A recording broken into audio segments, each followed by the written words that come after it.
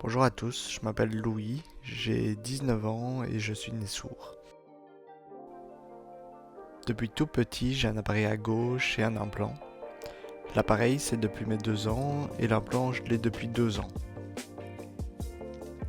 Car mon audition a baissé, j'ai dû changer pour un implant. J'ai grandi à l'école Sainte-Marie.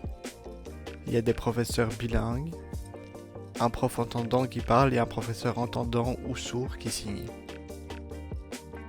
Et tous les deux, ils collaborent pour enseigner à des élèves sourds et entendants dans la même classe. J'ai été dans cette école de la maternelle jusqu'à la 4e secondaire. En 4e secondaire, j'ai doublé car j'étais démotivé, il n'y avait pas l'option informatique que j'aimais. J'ai recommencé ma 4e et j'ai changé d'école pour aller à l'ITN. Il n'y avait pas besoin d'interprète parce que les profs étaient très ouverts. Quand c'était fini, le CESS, le diplôme, etc., j'ai été à l'école Lenalux, ici à Namur. C'est quoi? C'est une option en cybersécurité. J'ai toujours adoré ce domaine.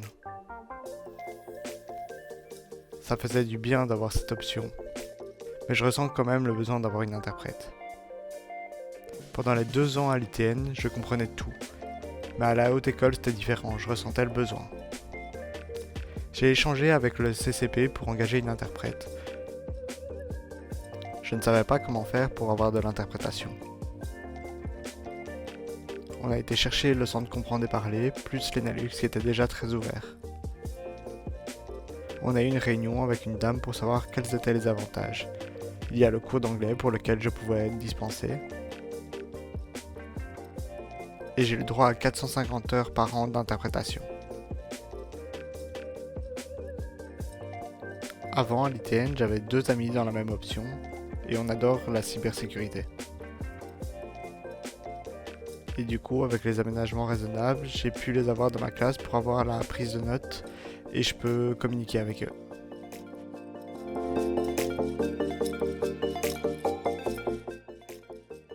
Il y a une chose que je voudrais améliorer.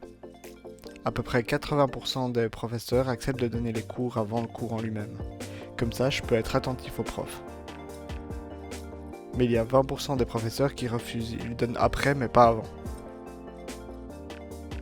Et ça, c'est un obstacle.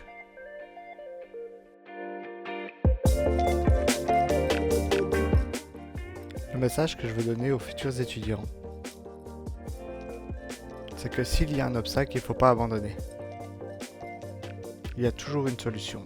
Il y a toujours des personnes qui sont là, par exemple le CCP et les Lenalux, qui étaient très ouverts et qui ont pu me faire contourner l'obstacle.